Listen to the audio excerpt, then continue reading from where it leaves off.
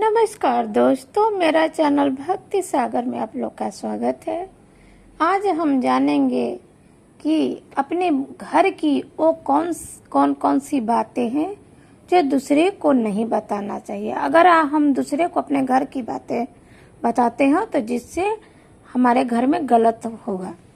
वो कौन सी बातें हैं हम जानेंगे कि दूसरे को नहीं बताना चाहिए। सबसे पहले तो किसी से उसके उम्र के बारे में नहीं पूछना चाहिए और ना ही अपना उम्र बताना चाहिए, क्योंकि एक तो आप दूसरे से पूछेंगे तो कभी अपना सही उम्र नहीं बताएगा, और दूसरे आप अपना उम्र बताएंगे तो दूसरे लोग सोचेंगे कि अरे ये तो इतना साल जी गया। ऐसे वैसे कभी आप ना दूसरे से उम्र पूछिए ना अपना उम्र बताएं। दूसरी बात, अपना धन किसी को न बताएं, न दिखाएं। बहुत लोग होते हैं कि यह बड़ाई करने में कि मेरे पास ये है वो है, मेरे अकाउंट में इतना पैसा है। इससे लोगों की नज़र गलत पड़ती है। आपके घर में चोरी होने का खतरा रहेगा। आप झूठ भी बोलेंगे फिर भी, और जब घर में कुछ भी विपत्ति आएगी तो इससे घर के अशांति होगी, शांति भंग होगी। इसलिए अपने संपत्ति के बारे में भी आप किसी को न बताएं। तीसरा बात है, घर का भेद दूसरे को न दे। अपने घर का भेद कभी भी दूसरे को नहीं देना चाहिए कि मेरे घर में क्या हो रहा है, मैंने अपने गहने को कहाँ छुपा रखा है, अपने पैसे को कहाँ छुपा कर रखा है। कोई भी बात अपने घर का भेद नहीं दें। अगर गहने पैसे का बताते हैं तो कोई चोरियां कर सकते हैं, और अपने घर का अगर कुछ भी झगड़ा लड़ाई कर बताते हैं तो लोग मजाक बनाएंगे, हंसेंगे और फायदा कुछ नहीं होगा। इसलिए घर का भेद भी दूसरे को ना दे।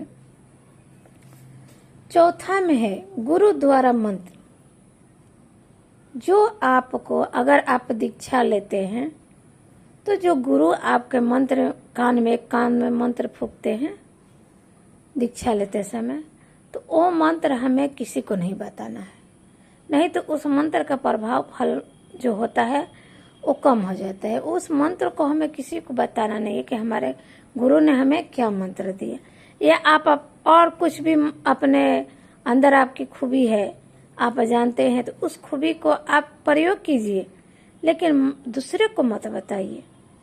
इससे भी लोग जलेंगे, द्वेष करेंगे, वो आपके लिए अच्छा नहीं होगा। पांचवा है तप व्रत। आप कितना तप करती हैं, आप कितना व्रत करती हैं, ये सब बात भी दूसरे को नहीं बताना चाहिए। अगर आप बताएंगी कि मैं तो रोज रोज व्रत करती हूँ, ये भुगती हूँ, ये भगवान की पूजा करती हूँ, तो इससे भी आपको फल नष्ट होगा। ये सारी बातें भी आपको दूसरे के साथ ज़्यादा शेयर नहीं करना चाहिए कि हाँ बड़ाई में बोल दिया है, मैं तो दिन पूजे में लगी रहती हूँ, भूखे रहती हूँ, ये वो। इससे भी जो आप व्रत तप करती हैं वो भी आपका नष्ट हो जाएगा और उसका फल नहीं मिलेगा। और आपका छठा में आ गया, दान की चर्चा ना करें। अगर आपने कोई मंदिर में जाके दान किया है तो उस दान की चर्चा आप जगह जगह पर ना करें कि मैंने तो इस मंदिर में इतना दान किया, इस मंदिर में। वो दान करने का फल आपका बिल्कुल नष्ट हो जाएगा। आप दान की चर्चा कभी भी किसी से न करें। आप चुपचाप गुप्त दान कर दें। वो तो भगवान देख रहे हैं, भगवान आपको फल देंगे। दूसरे को किसी कहने से कुछ नहीं मिलेगा। नहीं तो जो दान आप किए हैं उसका फल बिल्कुल आधा हो जाता है। इसलिए आप कभी भी दान करती हैं तो उसका चर्चा न करें।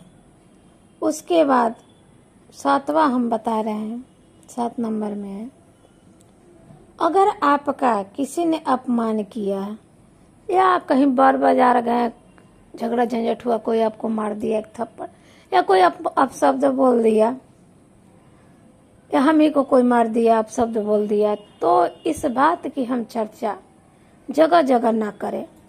इससे क्या होगा कि आपका उपहास होगा, लोग आप पे हंसेंगे। उस समय तो कह देंगे कि हाँ ठीक है, लेकिन बाद में आपसे उपहास करेंगे कि अरे ये तो बड़ी बन रहा था, लो इसका फल में गया। तो इस तरह से ये सारी बातें आप अपने घर की कभी दूसरे के साथ शेयर ना करें। जय हो भोले बाबा की।